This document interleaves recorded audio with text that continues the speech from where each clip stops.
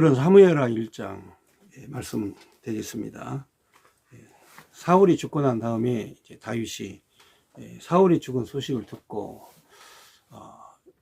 취한 행동에 대해서 몇 가지 말씀을 보겠습니다. 크게 두 가지입니다. 첫째는 생명의 존중에 대해서 말씀을 했고, 두 번째로는 그 왕권에 대한 존중을 말했습니다. 그래서 오늘 그 내용은 이제 그 사람이 존중하면서 사는 것이 얼마나 그 소중하고 귀중한 것인가를 이제 잘 말씀을 해주고 있습니다. 존중이 없으면 이제 가정도 파괴되죠. 부부간의 관계도 존중 가운데에서 이제 형성이 되는 겁니다. 부자지간이나 모녀 간의 관계나 이제 이런 거에 대해서는 당연히 부모로서 자식으로서의 존중이 있습니다만은, 그러나 이제 그 부부간의 관계는 상호의 존중이 이제 한 가족으로서 형성이 되어질 때 그때 이제 존중이 나오는 거죠. 그런데 지금 현재 이 아말렉 사람 청년하고 다윗하고 두 명의 이제 젊은 청년, 다윗도 청년이죠, 사실은요. 이 다윗과 아말렉 청년이 이제 그 어느 정도 이 존중에 대한 그런 태도가 이제 서로가 많이 다릅니다. 그래서 오늘 그 아말렉 청년이 이제 다윗에 의해서 죽임을 당하였는데 왜 죽었느냐? 한마디로 말해서 생명의 존중함이 없었기 때문에 그렇습니다. 그러니까 현재 이 사회가 무질서하고 힘들고 어려운 거는 생명에 대한, 인격에 대한 어떤 그 존중에 대한 이 존중이 사라졌기 때문에 그런 것입니다. 그래서 우리가 이 사회를 바로 세우려면, 그리고 우리가 이 교회와 국가와 가정을 바로 세우려면 그야말로 그 상대방에 대해서 존중하는 예의가 있어야 된다, 이렇게 보는 거죠. 그러므로 존중이 없을 때에는 다윗 왕이 가차없이 생명을 제거하는 이러한 그 결정을 내리게 된 거죠. 자, 오늘 사무엘하의 그 내용, 1장의 내용은 이제 다윗이 왕이 되는 과정에서 다윗이 어떻게 처신을 했는가, 그리고 이 왕의 제목이, 왕의 그릇이 어떤 그릇을 가지고 있어야 그 왕의 제목이 되는가에 대해서 설명을 해주고 있습니다. 자, 먼저 사무엘하 1장에 보면 사울이 죽은 후에 이제 며칠이 지났습니다. 며칠이 이제 지나서 다윗은 아말렉 사람을 쳐 죽이고 이제 자기 가족들이 있는 시글락에 머물러 있었고, 그리고 또 이 사울이 이미 그 블레셋과의 전투, 길보아 산의 전투죠. 길보아 산의 전투에서 이제 패배를 한 소식이 이제 사흘 후에 다윗이 있는 진영으로 날라왔습니다. 젊은 청년이 뛰어왔는데 그 청년은 이제 다윗이 방금 전쟁에서 승리를 거두고 돌아온 아말렉 청년이었죠. 자, 이 아말렉 청년은 이제 그야말로 기회주의자입니다. 이쪽 저쪽 살펴보다가 가장 유리한 쪽에 붙어서 생명을 살려고 하는, 연장하는 그런 기회주의자였는데, 기회주의자들의 결말과 그 태도는 참으로 가히 신묘막측한 그런 능력을 가지고 있습니다. 눈치를 보다가 가장 유리한 쪽으로 붙는, 요즘에도 이제 그렇죠. 요즘에도 사람이라는 게 성공하려면 이런 기회주의적 그런 협작꾼도 돼야 되는데, 사실은 이렇게 협작꾼이 된다고 해서 성공하는 것은 아닙니다. 그야말로 하나님 앞에서 정직하고 바르게 살면 하나님께서 다윗처럼 높이시고 세우시는 그러한 일들이 있을 것입니다. 저는 그래서 오늘 아주 그 협작꾼으로 이것저것 눈치를 살피다가 다윗이 아말렉을 쳐서 공격하여 승리하고 돌아왔을 때 아말렉 청년이 다윗에게 달려와서 사울의 죽은 소식을 전달했다. 자, 이것은 바로 뭘 의미하느냐? 이 청년은 자기의 조국도, 자기의 민족도, 자존심도 다 버리고 오직 출세의 길을 따라서 사울의 원수 다윗에게로 사울의 전리품을 가지고 달려온 거죠. 그래서 자신은 이제 크게 출세할 줄 알았는데 결국은 다윗에 의해서 참사를 당하는, 그러니까 다윗은 협작꾼은 전혀 용서하지 않는다.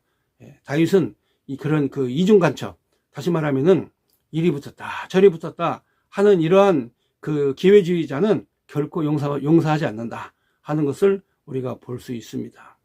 그러므로 바로 이 대한민국이, 그리고 신앙과 믿음이, 한국 교회가 이렇게 지켜진 것은 신앙과 믿음을 지키기 위해서 자기 생명을 내어놓는 그런 순교자의 정신이 있었기 때문에 가능한 것입니다. 한국교회 주기철 목사, 손양원 목사, 주기철 목사는 일제에 대해서 대항하여 싸우다가 순교하셨고, 손양원 목사님은 공산주의와 싸우다가 순교했습니다. 다시 말하면은 자기의 신앙과 믿음을 굳건하게 지켰다는 뜻이죠. 그러므로 그 신앙과 신념과 그 믿음을 강력하게 지키는 그 믿음이 있는 사람이 위대한 사람이 되는 겁니다. 그러니까 믿음도 없이 이리 붙었다 저리 붙었다 이렇게 왔다 갔다 하는 그런 사람들도 많이 있는데, 오늘 다윗은 그러한 행동에 대해서 단호하게 징벌을 한 내용이 되겠습니다. 자, 다윗이 그 전리품을 가져온 사울의 그 전리품을 가지고 다윗에게 찾아왔습니다. 그런데 다윗이 그에게 물어봅니다. 너는 어디서 왔느냐? 다윗이 두 번 물어보는데, 첫 번째 물어보는 겁니다. 두 번째 물어봐요, 다윗이. 그런데 이제 첫 번째, 네가 어디서 왔느냐? 그러니까 저는 이스라엘 진영에서 도망쳐 왔습니다. 4절에 보면 다윗이 그에게 이르되 어떻게 되었느냐? 내게 말하라. 그가 대답하되 군사가 전쟁 중에 도망하기도 하였고 무리 중에 엎드려져 죽은 자도 많았고 사울과 그의 아들 요나단도 죽었나이다. 이렇게 이제 비보를 전하는 거죠. 그러니까 다윗 왕의 정치적 적이죠. 정적인 사울이 사망했습니다. 그런데 그의 아들 요나단, 세 아들과 함께 다 죽었습니다. 5절에 보면 다윗이 자기에게 알리는 청년에게 묻되 사울과 그의 아들 요나단이 죽은 줄을 네가 어떻게 아느냐? 그렇죠? 네가 어떻게 아냐? 그러니까 그 청년이 이르되 내가 보니 우연히 보았는데 길보아 산에 가보니까 사울이 창에 맞아가지고 이제 피를 흘리고 있었고 살 희망이 거의 없었다. 그래서 그 창을 기대고 있고 병거와 기병은 그를 급히 따라서 오는데 사울이 뒤돌아보니 나를 부르시기로 내가 대답하되 내가 여기 있나이다 한즉 내게 이르되 너는 누구냐 하시기로 내가 그에게 대답하되 나는 아말렉 사람이다 한즉 이렇게 이제 아말렉 사람이다 이렇게 밝힌 거죠. 또 내게 이르되 내 목숨이 아직 내게 완전히 있으므로 내가 고통 중에 있나니 청하건대 너는 내 곁에 서서 나를 죽이라 이렇게 사울이 했다는 거죠. 그래서 그가 엎드려주니 도저히 살 수 없는 줄을 알고 그의 곁에 서서 죽이고 사울을 죽였죠. 그리고 그 머리에 있는 관과 팔에 있는 고리를 벗겨서 다윗에게 내 주께로 내가 가져왔습니다. 이렇게 이제 얘기를 한 거죠. 그러니까 이 청년이 이제 아말렉 사람이라는 것을 이제 밝혔습니다. 근데 여러분들도 알다시피 이 아말렉은 이제 유다 자손, 그러니까 이스라엘과는 철천지간의 원수지간입니다. 얼마 전에도 자기 아내와 자식들, 그리고 자신의 재물을 노략질해간, 뺏어간 그 부대가, 그 족속들이 바로 아말렉이었습니다. 그리고 모세 때부터 모세가 처음 이스라엘 민족을 이끌고 광야로 왔을 때 처음 부딪혀서 전쟁을 한 그 전투가 바로 아말렉과의 전투였습니다. 그러니까 이 아말렉은 항상 이스라엘 주변에서 괴롭히는 그런 족속들이었죠. 우리 주변에도 마찬가지입니다. 우리 주변에도 우리를 괴롭히고 우리를 힘들게 하는 그런 족속들이 있습니다. 과거에 조선시대 때에는 바로 이 권력이 있는 강대국, 큰 나라들, 주변에 있는 뭐 청나라든지 명나라든지, 그리고 더 올라가면 당나라든지, 좀 더 거슬러 올라가면 한나라든지, 바로 우리 주변에 있는 수많은 그런 강국들, 심지어는 이제 섬나라 외적들까지도 임진왜란은 쳐들어와 가지고 우리 민족을 괴롭혔죠. 그러니까 과거에는 이제 힘 있는 민족이 우리 민족을 못 살게 했습니다. 그런데 지금은 이제 뭐 힘 있다고 해서 우리를 괴롭히는 게 아니라 이제 이념적이고 이제 사상적인 거, 이념과 사상도 우리를 괴롭힐 수가 있습니다. 우리와 생각이 다르고 우리와 어떤 그 지식이 다르고 또 추구하는 바의 이념이 다르면 그것도 우리를 괴롭힐 수 있습니다. 그래서 그 당시에 이 아말렉은 어쨌든 간에 수백 년 전, 그러니까 모세 때부터 이스라엘 민족을 괴롭혀왔던 민족이기 때문에 사실은 적대적 관계로 있었고, 또 얼마 전까지만 해도 다윗이 며칠 전만 해도 아말렉 군을 진멸하고 돌아온 터였기 때문에 아말렉의 그런 존재에 대해서 다윗은 상당히 경계심을 가지고 있습니다. 그런데 그 아말렉 청년이 사울을 죽이고 왕관을 벗기고 팔찌를 가지고 다윗에게로 달려왔다. 그런데 그것도 직접 사울이 그 창에 맞아가지고 정말 그 생사를 오가는 그런 지경에 있을 때에 그를 보호하지 않고, 그를 보호하거나 존중하지 않고 그냥 죽이고 그리고 그 전리품을 가지고 다윗에게 왔다. 이거는 뭘 의미하냐면 다윗에게 어떤 보상을 받기 위한 어떤 물질적 보상을 받기 위한 행동입니다. 그러니까 존중이라고 하는 것과 물질과는 이게 상관관계가 없어야 됩니다. 그러한 성품은 어디서부터 나오느냐? 바로 뒤에 이제 그 다윗이 시를 지습니다. 다윗이 사울의 죽음을 슬퍼하는 시를 지으면서 그 시 안에 그 얼마나 인간의 생명을 존중하는 그리고 그 생명을 사랑하는 그러한 내용이 잘 담겨져 있습니다. 다윗이 기름 부음 받은 자를 두려워하지 아니하고 죽인 아말렉 청년을 이제 강력하게 처벌하는 그런 내용의 말씀이 이제 11절 말씀부터 있습니다. 11절 말씀을 보면은 다윗이 사울왕의 죽음을 보고 통곡하면서 자기 옷을 잡아 찢으며, 그러니까 주변 사람들도 다 모든 사람도 옷을 찢었어요. 옷을 찢었다는 얘기는 최고의 슬픔을 표현하는 그런 유대적 표현입니다. 그러니까 이스라엘 사람들이 슬픔을 당했을 때에 그 옷을 찢는 그런 최대한의 그런 모습을 통해서 슬픔을 이제 표현을 한 거죠.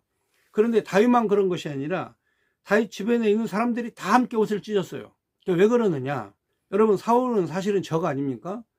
그래서 사울 때문에 망명도 갔고 도망도 다녔고, 그런데 마침 그 정치적 적이 죽었으면 잔치를 벌려야지 왜 옷을 찢고 슬퍼합니까? 그것은 바로 동족이고 같은 편이다, 원수가 아니다, 적이 아니다, 이렇게 생각을 했기 때문에 그렇습니다. 여러분들도 세상에서 승리할 때 적을 많이 만드는 것보다 자기 편을 만드는 게 훨씬 더 유리합니다. 그러니까 똑같은 시간이 있으면 적을 물리치는 시간보다 나와 함께할 내 편을 만드는 것이 훨씬 더 유익한 것입니다. 국제 외교 정세도 그렇습니다. 국제 외교 정치학에서도 적을 만들어서 적과 싸우는 것보다 주변에 동지를 만드는 것이 훨씬 더 전쟁에서 승리할 확률이 높다. 이게 바로 여러분들이 잘 아는 손자반법의 전략입니다. 그런데 다윗이 바로 그렇게 하는 거죠. 다윗이 바로 사울도 자기 적이 아니라 바로 자기 편이다.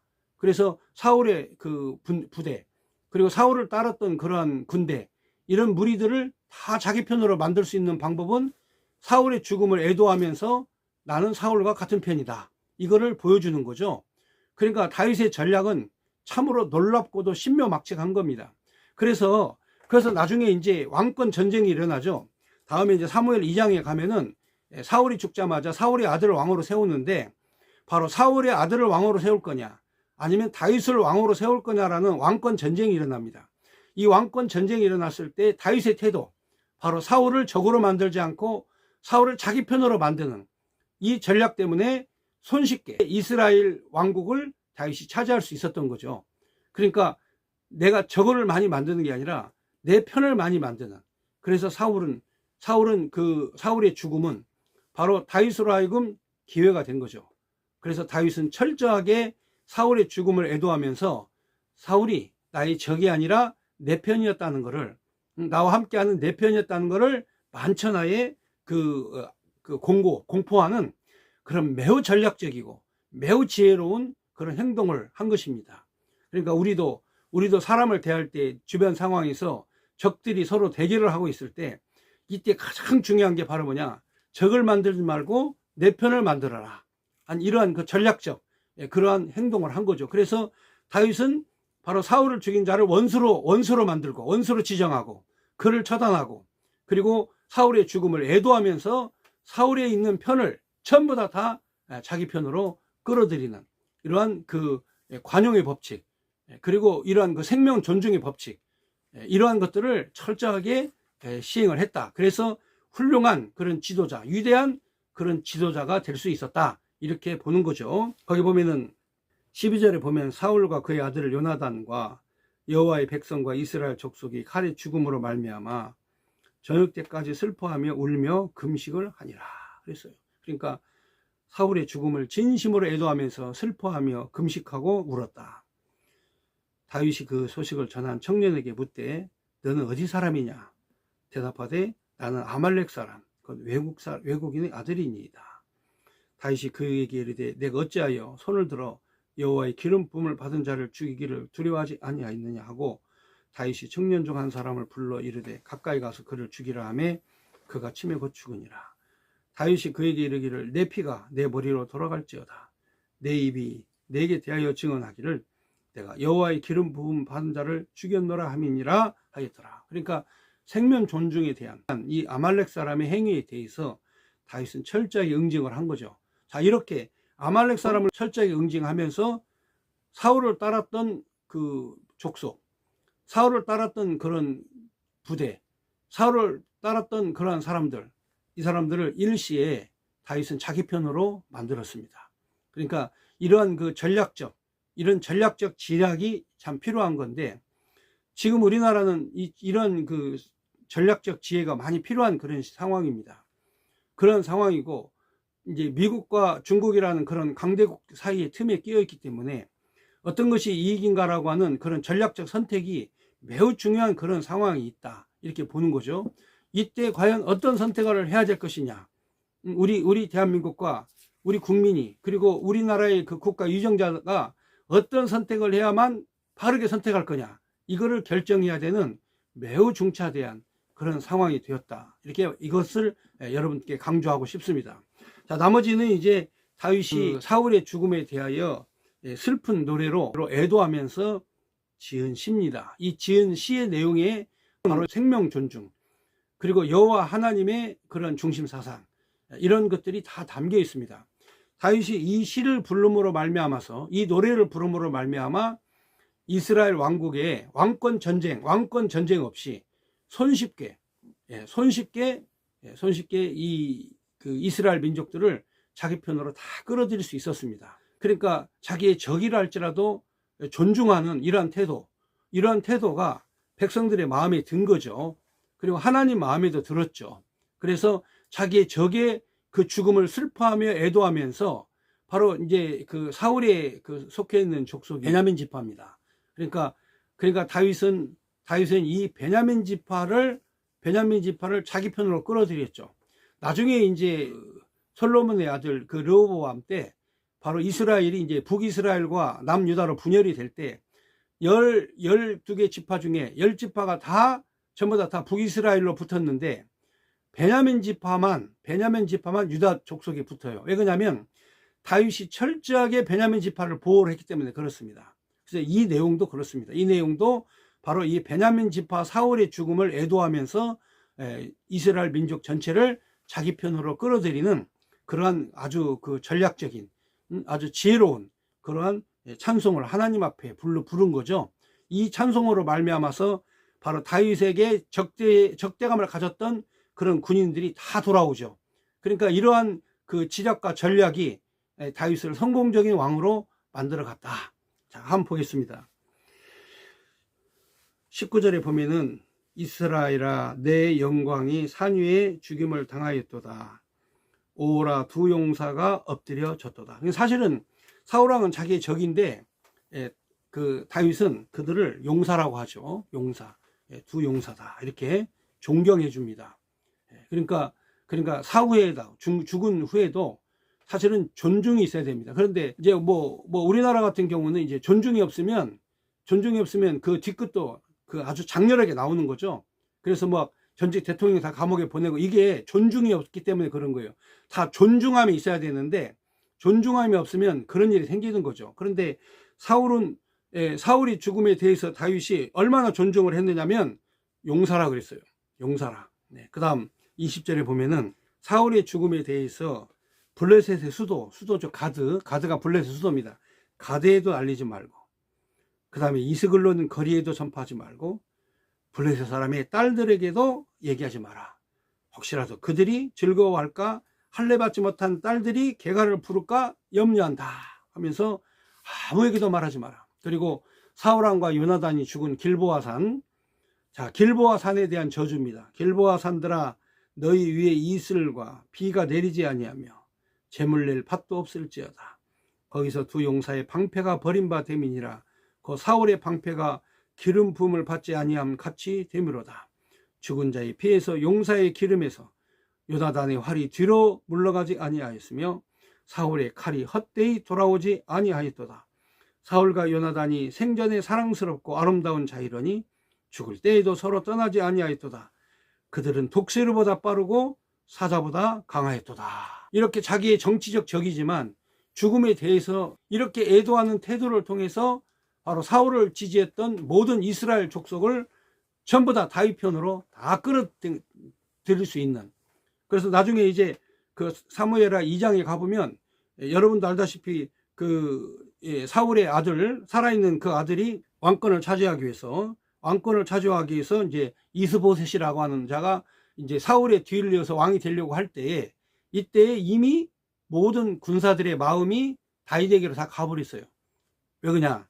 바로 이 사울의 죽음을 이렇게 애도하고 슬퍼하면서 바로 이 그 사울의 그런 죽음을 애도하고, 그리고 그의 그 죽음에 대해서 슬퍼하고, 이러한 것을 실제적으로 금식하고 애통하는 이런 태도를 보임으로 말미암아 주변에 있는 바라보는 백성들이 감동을 한 거죠.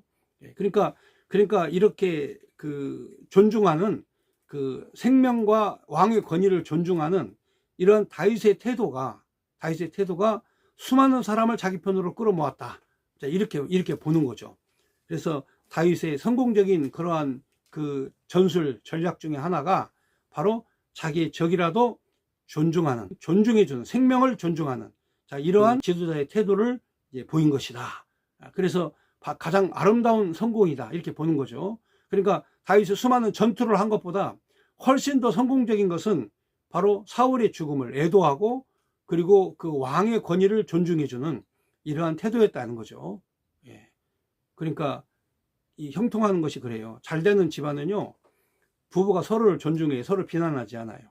서로를 존중해주고, 또 잘 되는 집안의 이 가정을 보면 그 부자지간도 아버지가 아들을 존중해주고, 아들도 아버지 존중해주고, 딸이 어머니를 존중해주고, 이렇게 또 어머니가 딸을 존중해주고, 이렇게 서로 이제 존중해주는 이런 가정은 정말 잘 되는 집안입니다. 그런데 존중함이 사라졌다. 그렇다면 그 집안은 풍지박탈 나는 거죠. 교회가 목사에 대한 존중, 그리고 목사가 교회에 대한, 성도에 대한 존중, 또 국가의 지도자가 국민에 대한 존중, 또 국민이 지도자에 대한 존중, 이러한 서로 간에 이러한 그 존중이 있을 때 국가도 잘 되고, 가정도 잘 되고, 교회도 잘 되는 이제 이러한 일이죠. 근데 다윗이 그걸 실천을 한 거죠. 철저하게 다윗은 바로 죽은 자 사울에 대한, 자기 원수에 대하여 철저하게 존중해 주면서 그의 죽음을 애도했다. 그 다음 절 보면은 24절이죠. 이스라엘 딸들아, 사울을 슬퍼하며 울지어다. 그의 붉은 옷으로 너에게 화려하게 입혔고 금놀이개를 너희 옷에 채웠도다. 오라 두 용사가 전쟁 중에 엎드려졌도다. 요나단이 내 산위에서 죽임을 당하였도다. 내 형 요나단이여, 내가 그대를 애통함은 그대는 내게 심히 아름다움이라. 그대가 나를 사랑함이 기이하여 여인의 사랑보다 더하였도다. 오라 두 용사가 엎드려졌으며 싸우는 무기가 망하였도다 하였더라.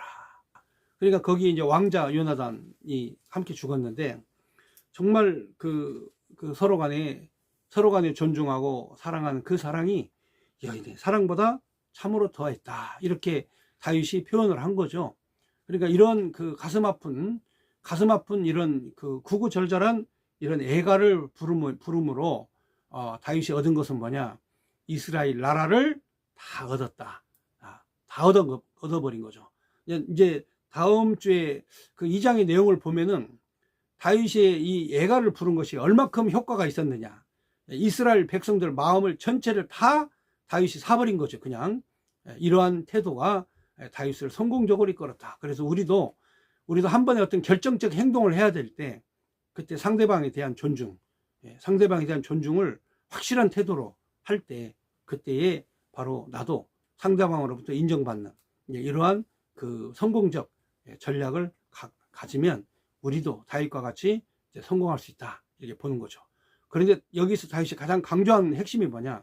바로 하나님의 기름 부음을 받은 자, 하나님의 기름 부음을 받은 자는 하나님이 하신다라고 하는 이러한 그 태도, 그리고 항상 자기 삶 속에서 하나님이 주관하고 하나님이 중심이 되는 그러한 그 가르침, 그러한 고백, 이런 것들이 다윗의 삶 속에서 나왔습니다. 그래서 우리도 하나님 중심, 하나님을 향한 고백, 그리고 하나님의 세우신 자에 대한 존중, 자, 이러한 삶이 우리로 하여금 성공적 삶으로 이끌어가게 될 것이다. 이게 오늘 주신 하나님의 말씀이었습니다. 감사합니다.